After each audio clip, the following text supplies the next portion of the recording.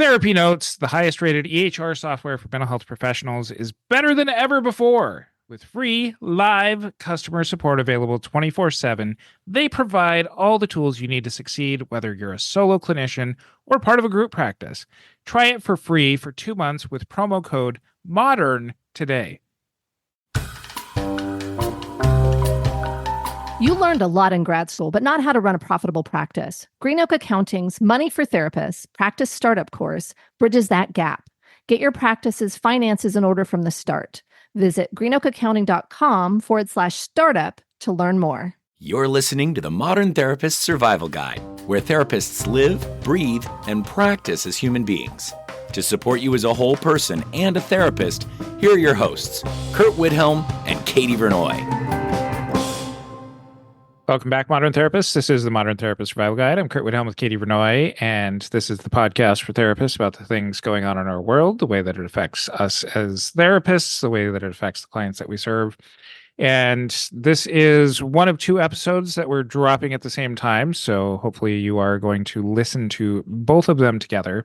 In our other episode, we explored anti-Semitism in the therapist community, the therapist profession. We also wanted to have a look at the other side of the last 12 months around the Israel-Hamas war and the way that it's affecting the therapist communities, and in particular, making some space for the Palestinian American Therapist communities.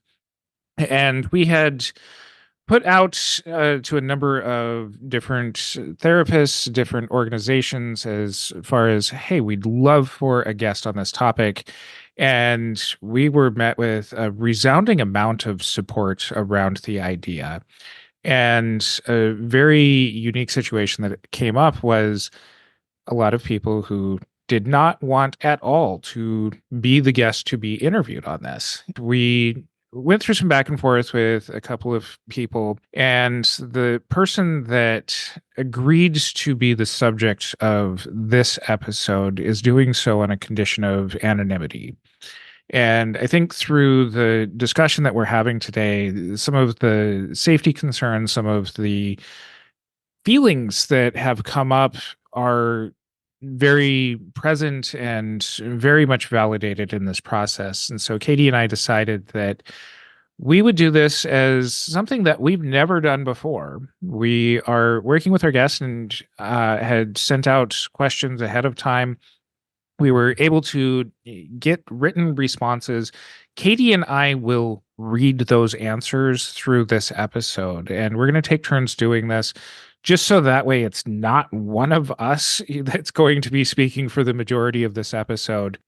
We are recording this with our guest watching us, so we are getting feedback in real time on our end. You're not going to be able to see them, but just for ensuring some of the accuracy. So thank you for joining us on this part of our journey as well, and being able to look at what's it like being a Palestinian American therapist in the environment that we're in right now.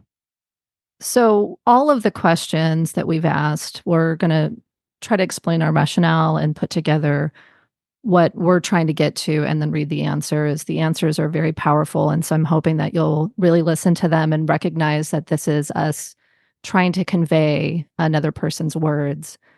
But before we jump into our questions, our interviewee did want to have an opening statement, and that's what this is.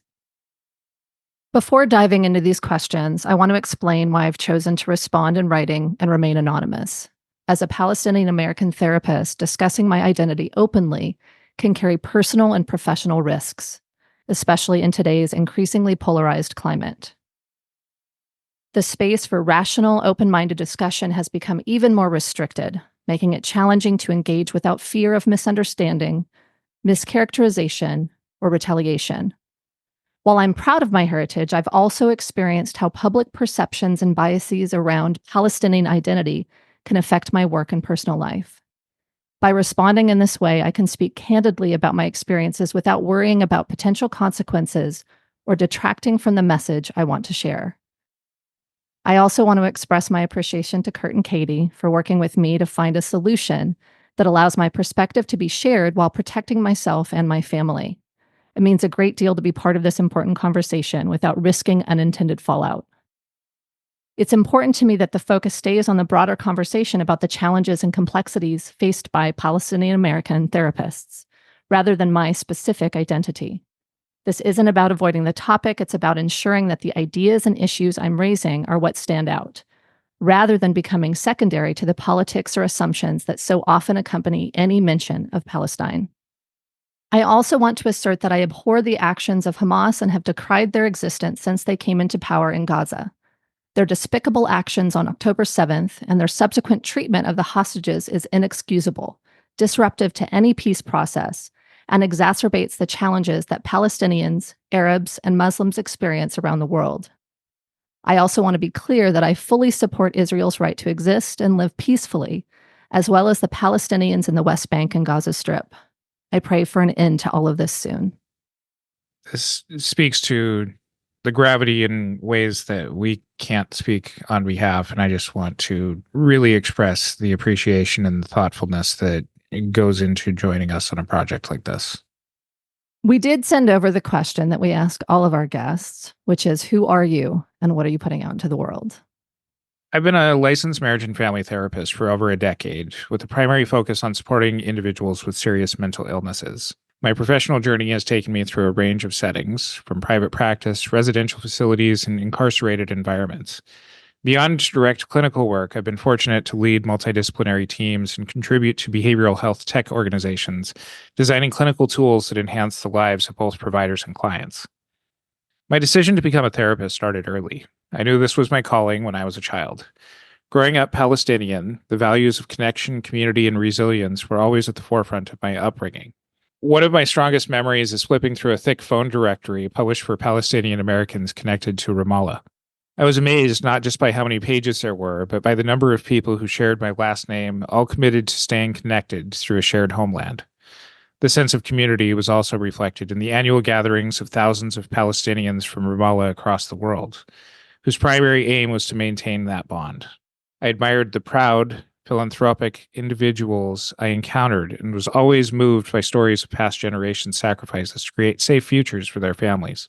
This deep-rooted sense of belonging to something larger than myself inspired me to pursue a career where I could give back, particularly to those facing the toughest of circumstances. What I aim to put out into the world is a dedication to fostering authentic connection and resilience, whether through direct therapy, shaping clinical programs, or developing tools that make mental health care more accessible and effective. My goal is to help people navigate their struggles and discover their inner strength, much like my background has taught me. Every aspect of my work is about empowering individuals to move through adversity with a sense of agency and hope.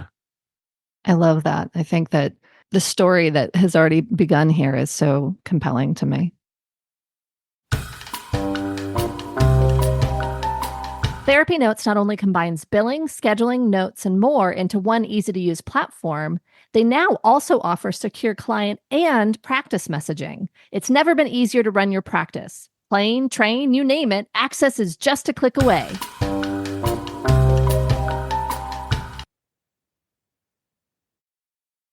We usually start some of these episodes around cross-cultural issues, cultural awareness, and cultural humility, talking about some of the history and framing some of our questions.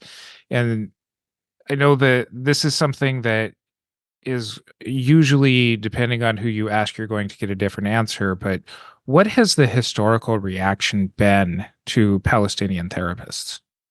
As a therapist, I've often found myself avoiding directly disclosing my Palestinian identity, opting instead for broader terms like Middle Eastern or Arab when clients inquired about my background.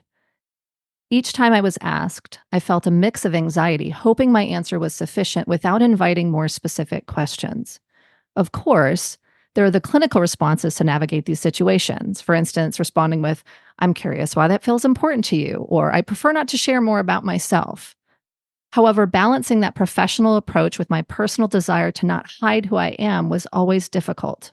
It felt like concealing my identity only deepened the misunderstanding and vilification of Palestinians, which is already so prevalent. Another reason I hesitated to disclose my background was to avoid clients feeling the need to take care of me or offer sympathy. The therapeutic space is for them, not me, And I worried that being openly Palestinian might shift that balance. I know other therapists in the field have faced similar dilemmas, sometimes choosing a safer identity, like Jordanian or Lebanese, to avoid the complications that can come with identifying as Palestinian. This challenge extends into the workplace too. I've only ever disclosed my identity to close, trusted colleagues, and only once I felt confident in their understanding of, quote unquote, the situation. The situation refers to how being Palestinian American is inseparable from the broader conflict between Palestine and Israel in the minds of others. Most Americans know little about Palestine beyond the existence of a conflict, let alone the full story behind it, and even less about its rich history, culture, and diversity.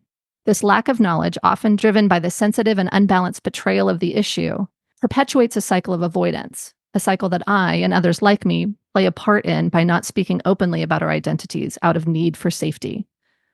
In a professional context, I've often felt the weight of this avoidance. For example, I once worked at a community mental health clinic affiliated with a large Jewish social justice organization.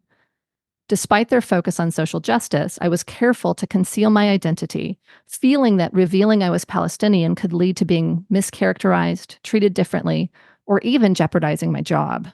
I know others who identify as Arab or Muslim have similar fears, and this concern is even more heightened in today's climate. One experience stands out vividly for me. I was conducting an intake with a new client who identified as Jewish. He shared that his anxiety stemmed from an incident at his university where he had been reprimanded for aggressively confronting a Students for Justice in Palestine group that was given permission to demonstrate on campus. He was upset, feeling he had been standing up for Israel. At that moment, I made the difficult decision to disclose my Palestinian identity, allowing him to decide if he wanted to continue therapy with me or see another therapist. I still grapple with that decision. On one hand, I feel guilty about the possibility of disrupting his therapy process, as I know that I would have remained neutral and professional. On the other hand, I feared that if he discovered my identity later, he might feel betrayed and lose trust in therapy. Over the years, I've encountered several instances where clients expressed negative or misinformed views about Palestinians or Palestine. In those moments, I focused on staying neutral and guiding the conversation toward the therapeutic process rather than engaging with the content of their statements.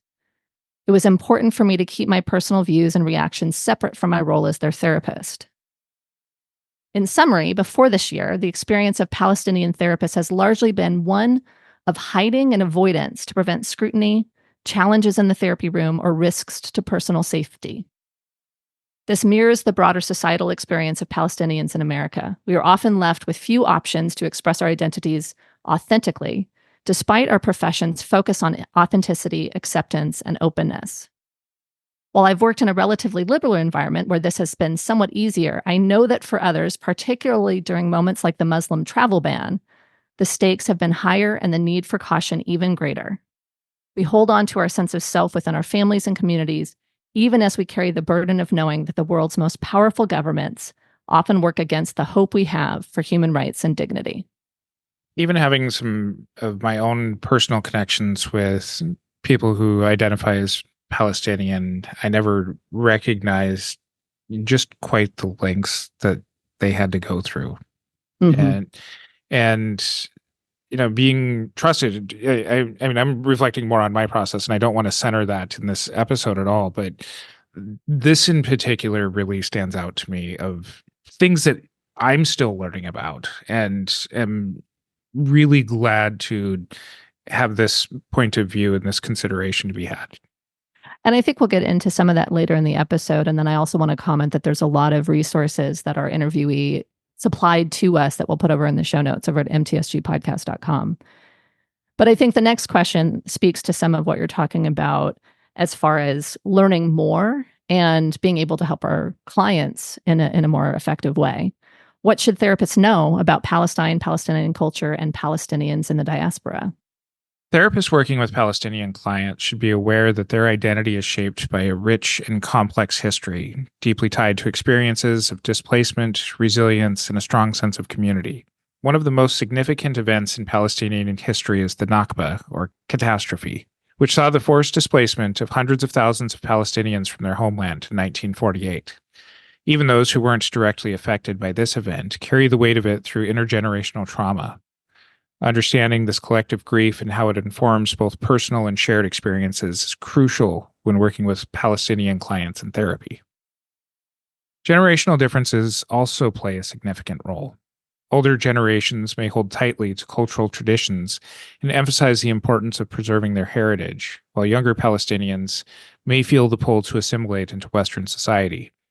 Earlier waves of immigrants often experienced intense pressure to blend in, sometimes at the expense of cultural identity. Younger generations, on the other hand, may struggle with balancing family expectations with their own desire for integration. This tension can emerge in therapy, particularly as clients navigate the conflict between preserving their roots and adapting to a new environment. Additionally, many Palestinians, like other Middle Easterners, are classified as Caucasian in the U.S. Census, a designation that doesn't reflect their lived experience of racial discrimination or the lack of societal privileges that typically come with whiteness. While there's been a push for greater recognition as a distinct group, this issue often complicates identity further for Palestinians and can be a source of frustration. Therapists should be attuned to these layers of identity and how they intersect with each client's unique experience, approaching therapy with cultural humility and an openness to learning. I think every time we have an episode with different typically oppressed populations, I'm struck by how much really comes down to cultural humility, listening to the person in front of you and trying to understand their unique experience. I'm also struck by how similar this experience of being misclassified on identity documents is similar to what's in our other episode on the Jewish folks. So I think there's a lot of things that bring us together, and trying to understand people for who they are is what we're hoping we can do with some of these episodes. And in particular, part of our interest is being able to talk about these two issues. And Katie and I recognize that we have not made any statements about this since October 7th. We have taken a really long time to come to terms with what we wanted to put out into the world about this, and really being able to focus on the stories that have been going on, in particular with what has been happening over the past year. And with that, we ask, what has the experience been like over the past year with heightened awareness of Palestine and the conflict in Gaza? The experience over the past year has been continually evolving for me and for other Palestinian therapists. Initially, the predominant emotion was dread about what this would mean for the people of Palestine, for our families and friends still there, and for how our clients would talk about it in sessions. We were acutely aware of how deeply personal this conflict was for us, yet the challenge of containing our fear, anger, and pain in the presence of clients who might want to discuss the war felt overwhelming. Some of us feared those conversations with clients who held anti-Palestinian views. The status quo, where many of us could avoid the subject, was dissolved, and we were left to navigate uncharted waters, both personally and professionally. As therapists, we're trained to hold space for difficult discussions, and we regularly help clients face challenges with openness and curiosity. Yet the rise in hate crimes against Palestinian Americans and the heightened visibility of the conflict created new anxieties about our own safety and that of our families. In community forums, I saw Palestinian therapists expressing a kind of desperation, wondering how they could continue to care for clients while dealing with the burden of their own fear and trauma. There was also a very real fear of what might happen if our clients discovered our Palestinian identities, especially those who held strong views on the other side of the issue. Some therapists even questioned their ability to continue working with certain clients. How can you provide unconditional positive regard to someone who believes that you and your family deserve to be erased from existence? This dilemma is especially tough for us, as we often encourage clients to integrate conflicting thoughts and experiences, to sit with the discomfort of opposing ideas. But when those conflicting ideas directly challenge your humanity, it makes the therapeutic process much more fraught. As I mentioned earlier, this internal conflict is compounded by the pressure to disavow violence committed by Hamas, while also advocating for Palestinian human rights without being branded a terrorist sympathizer. This mirrors the therapeutic process of helping clients reconcile their own complexities, holding space for both anger and compassion, for grief and resilience. We as Palestinian therapists want the world to know that we don't hate Jews or Israel. What we seek is peace, dignity, and human rights for Palestinians, just like every other person on this planet deserves. Navigating these conversations in therapy has been especially delicate. Clients have increasingly expressed curiosity about the conflict, with many acknowledging that they know little about the Palestinian experience. This willingness to learn mirrors the slow, deliberate pace of therapy, where incremental steps lead to meaningful insights. But just as in therapy, the process of opening someone's mind takes time, and it can be difficult to feel hopeful when we know how quickly the discourse can regress into hostility and ignorance. In my own therapy practice and in conversations with colleagues, I've seen how we've had to lean into the very qualities we nurture in our clients: adaptability, openness to discomfort, and the capacity to hold complex, sometimes contradictory truths. As therapists, we're taught to support clients in integrating difficult experiences into their broader sense of self. Over the past year, we've had to do the same for ourselves, balancing our professional obligations with the need for personal boundaries and self-care. It's hard to fully summarize the experience of the past year. The landscape is constantly shifting, and it feels like we're all just taking it one day at a time, showing up for our clients in the best way we can, while navigating our own deeply personal connection to the events unfolding in the world. The challenge remains to foster openness, to help our clients integrate new learnings and perspectives, and to continue advocating for human rights, even when the conversation is deeply polarizing and fraught with risk. There's been a few episodes that we've done in the past where it's either us talking about going through things at the same time as our clients, or we've had guests on that have been going through other similar kinds of worldwide events as part of the diaspora.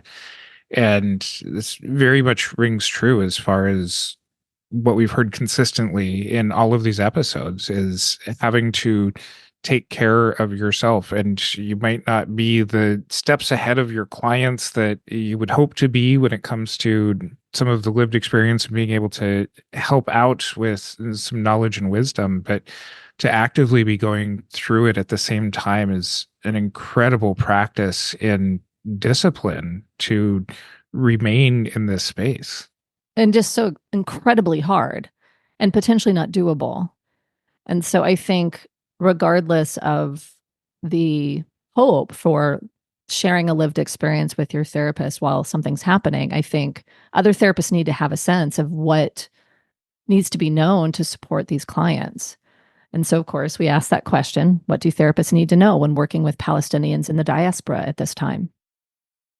Therapists working with Palestinians during this time need to be aware that clients may initially be reluctant to share their feelings about the conflict. Many Palestinians have learned to downplay or dismiss their emotions about the situation, whether by changing the subject, making light of it, or minimizing their own pain. This reluctance may stem from fear of being misunderstood or concern that their experiences will be reduced to political talking points rather than see for what they are: deeply personal and human experiences. It's crucial for therapists to approach these conversations with genuine concern, but also with a solid understanding of the broader context. This is not to say that you should dive into a political debate or act as an expert on the geopolitical situation, but rather that you've done the work to understand the historic and current realities impacting Palestinians. The therapeutic space should focus on the client's unique experience of these events rather than forcing them into the role of educator. This is especially important given the emotional labor that often accompanies discussing such deeply painful topics.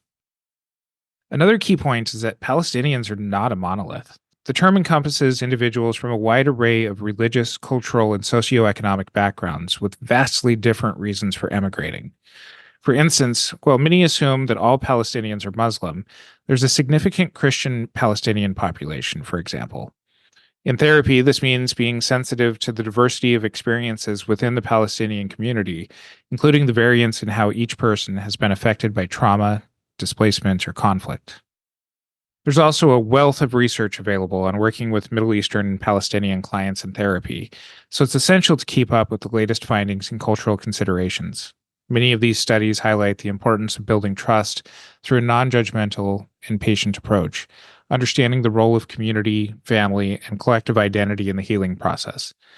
Palestinians, like many Middle Eastern clients, may prioritize family and communal well-being over individual needs, and this cultural lens should inform your therapeutic approach. Ultimately, what therapists need to know is that working with Palestinian clients during this time requires sensitivity, patience, and cultural humility. It's about holding space for complex emotions, allowing for the full range of their experiences, and recognizing the intersection of their individual identities with the larger historical and political landscape. This is how we can provide a truly supportive environment in therapy.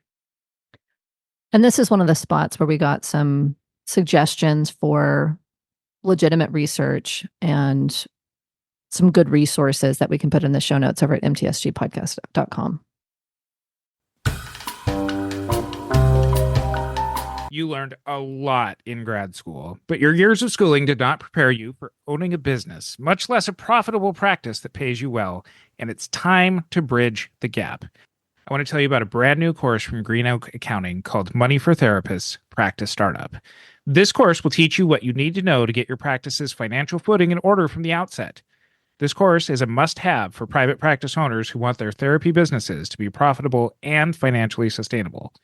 Green Oak Accounting is the industry leader in accounting for mental health, and they use the lessons learned from working with hundreds of practices to develop this course. They want you to avoid months or years of financial mistakes by providing you with the exact information you need to get the back end of your business set up right.